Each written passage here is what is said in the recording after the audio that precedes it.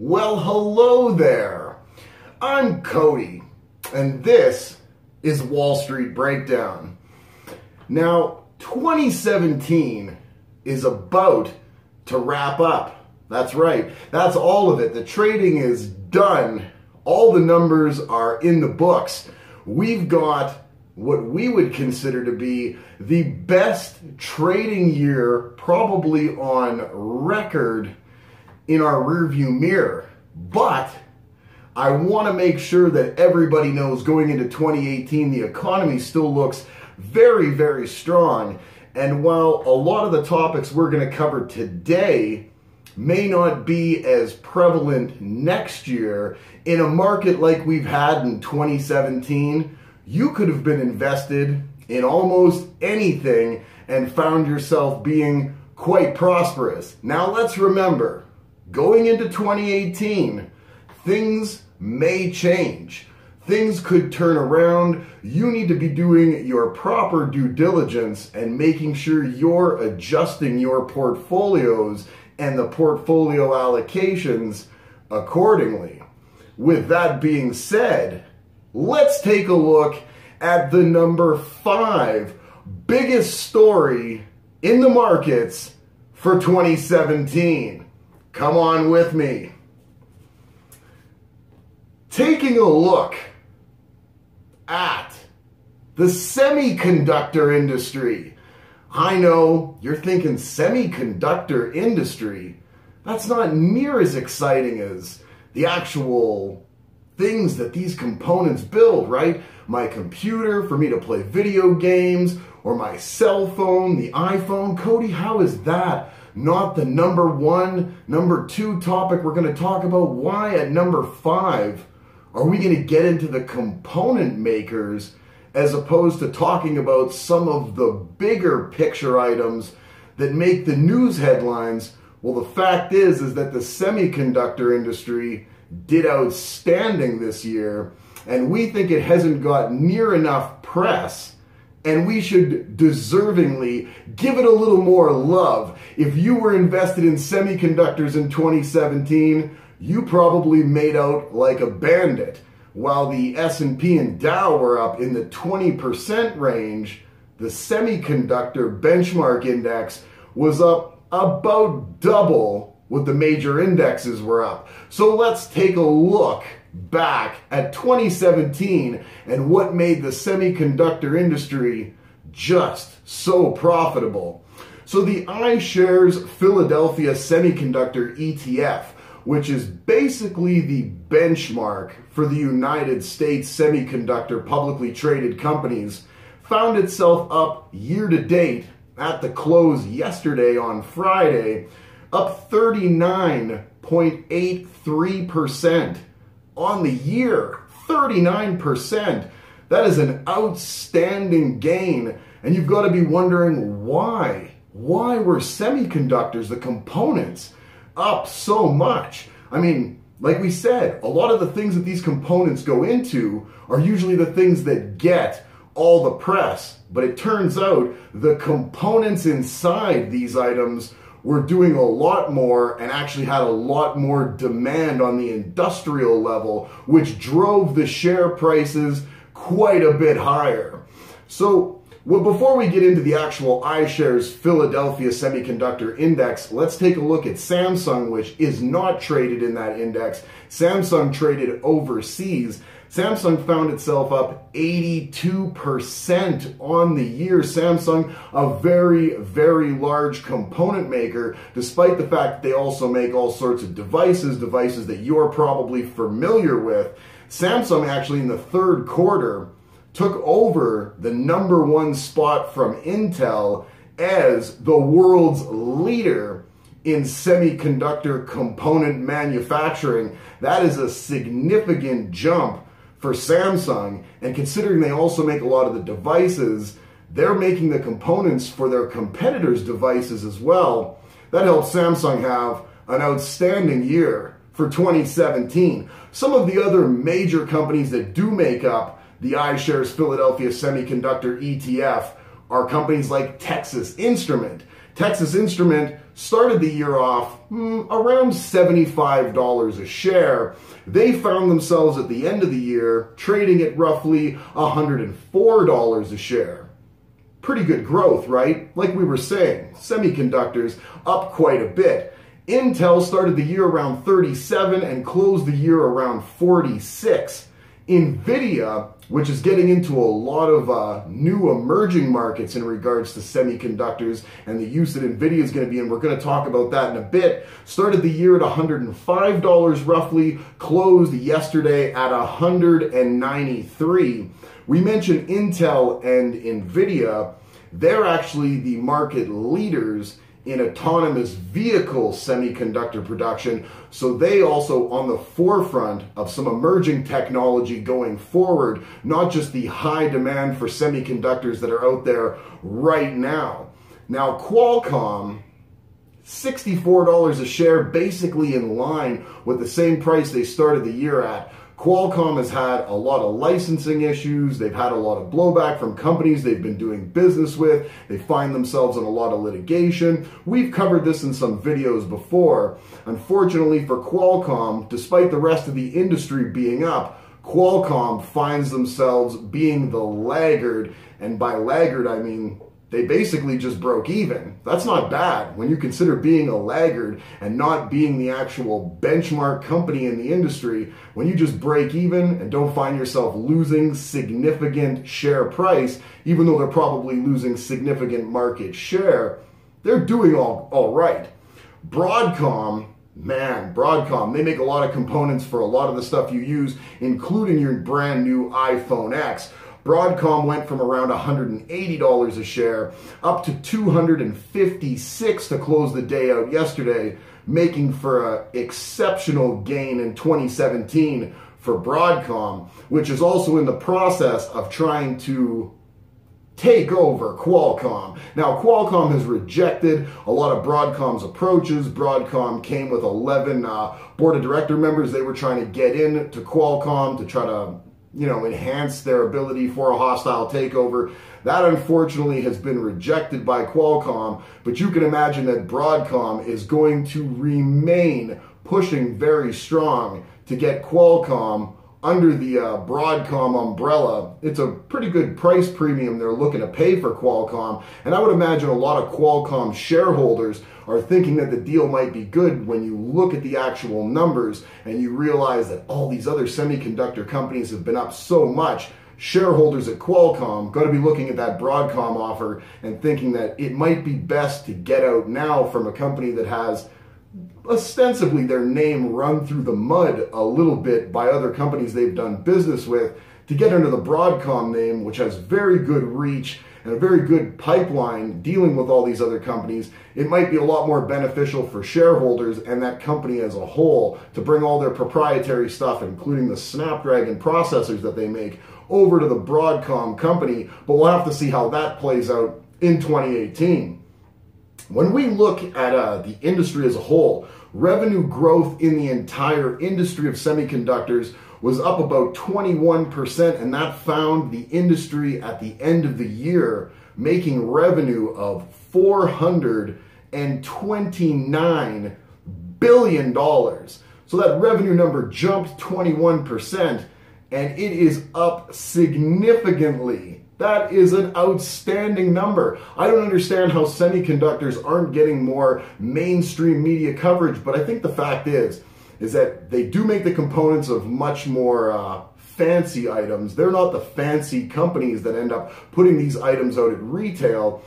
And semiconductor companies as a whole and the components that they make are very convoluted. It's based on a whole lot of science. The manufacturing is difficult to explain, and it's a constantly changing type of technology. So a lot of people that don't follow this industry very diligently can easily get lost trying to break down some of the actual proprietary issues inside the industry, which is why we're giving you a general overview of it. But for number 5 this year, I would say semiconductors have done marvelously. They're calling this the 4th technology shift.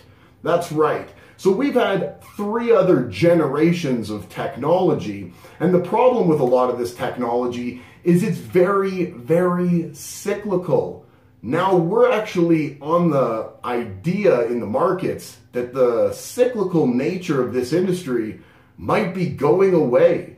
And why, you ask, might it be going away? It's because it's moving into a lot more industries that are burgeoning, brand new, stuff that's just taking hold or hasn't even found its way into market yet. So as these new industries crop up and all this semiconductor demand continues to rise, all these industries are going to make it so hopefully the semiconductor industry isn't doing what it's done in the past, where you see great gains some years and then pullbacks and slowdowns in the following years. So they're shifting into things like AI, artificial intelligence, and the Internet of Things, IoT, which are going to help carry it forward and be a lot more consistent as opposed to being a lot more cyclical like we were talking about. Now, most likely, the cyclical nature is going to change also because of the advent of smart cars. Yeah, we've heard about autonomous vehicles, like I was saying, with Intel and NVIDIA, and smart homes, as we've seen with the stuff that Amazon and Google and Apple are coming to market with, that are allowing you through a smart speaker to control basically everything inside of your home. It's all voice activated, and these devices all need components from these major semiconductor companies. Now, let's remember, before we get into why some of these actual prices have been driven right up, that there's been significant supply issues with DRAM and NAND flash memory.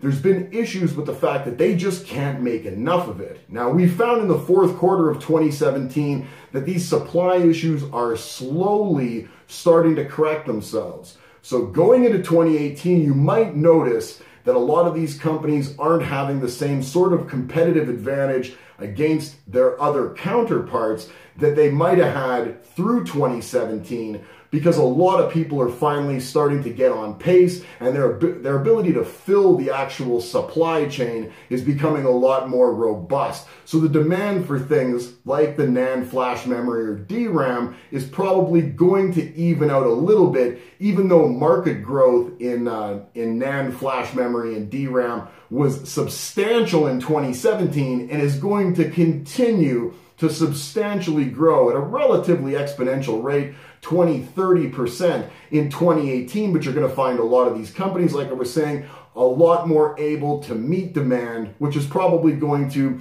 even out the supply across a bunch of companies, as opposed to some of the industry leaders that had all the equipment and manufacturing and manpower and the pipelines to ship it out, that were clearly dominating what was an industry that was very, very top heavy, with the best companies leading the way significantly, i.e. Broadcom. So NAND flash memory, it found itself up 44% in growth in 2017. Now it's looking to grow roughly that same percent in the following year, but again, going to be spread out through a lot more companies. So if you're thinking about jumping into one specific company and not being involved in the actual index, that might not be as smart of a move, because now you're going to be betting on one company beating a bunch of companies doing the same thing. I think it might be a lot smarter to be involved in the industry as a whole. Now again, if you're planning on doing any type of investing, I would encourage you to definitely consult your licensed professional financial advisor. Don't take any investing advice from a guy sitting here wearing sunglasses in the house. But just as an aside, if I can give you my opinion, the actual index or ETF as a whole might be a much better investment vehicle for you than for you to get into one specific company and bet that it's going to be the front runner that continues to lead the semiconductor industry. DRAM growth found itself up 77% on the year. Again, supply and demand was the key here. Everybody seems to be needing it, but the problem was that the supply just could not keep up with the demand, which led to some of the issues actually with price fixing allegations that we had heard throughout the year, where some of the companies that had access to more than other companies might have been rigging the game a little bit. Now again, none of that was proven. It's all a bunch of rumors, and I doubt we're ever going to find out if that actually ended up happening in 2017, but the rumor definitely was out there. Supply constraints, like we were saying, ended up being a very large issue, something that's going to find itself being rectified in 2018. Now, when you're talking about incoming technologies, autonomous vehicles, virtual and augmented reality, and the slow but sure integration of 5G networks, that's right, your cell phone, your tablet, going to be getting much better service signal, all that kind of stuff going forward as 5G networks start to take hold. We at Wall Street Breakdown are happy to tell you that the number 5 story for 2017 in all of the financial news and all of your portfolios, and you would know it if you were invested in any type of semiconductor company, was definitely the growth in a lot of industries that just weren't there before. Autonomous vehicles are definitely taking hold. They're not out there on the market yet, but when you're talking about a driverless vehicle and all the things that that might bring to the marketplace, it's tough to deny that it's going to be happening sooner than later. Artificial intelligence, virtual reality, which we see out there in a very small scale right now, definitely not refined down to the point where we're going to see it going forward. It's only going to get better and better.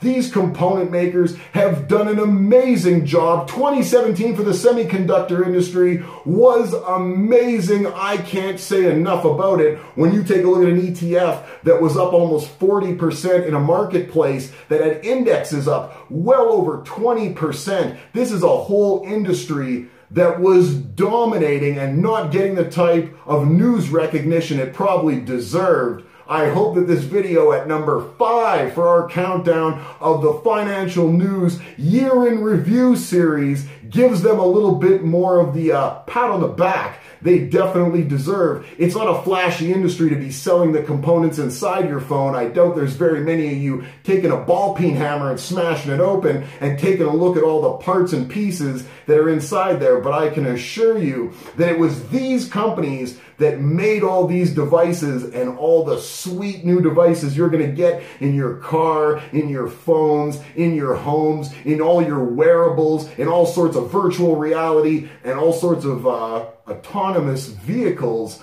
Let's just wait until we see a Uber driver show up who just happens to be a robot. He's probably going to be better than a lot of the Uber drivers that are out there. That's going to be these guys, the semiconductor companies. For 2018, again, I want you guys to properly allocate your portfolios.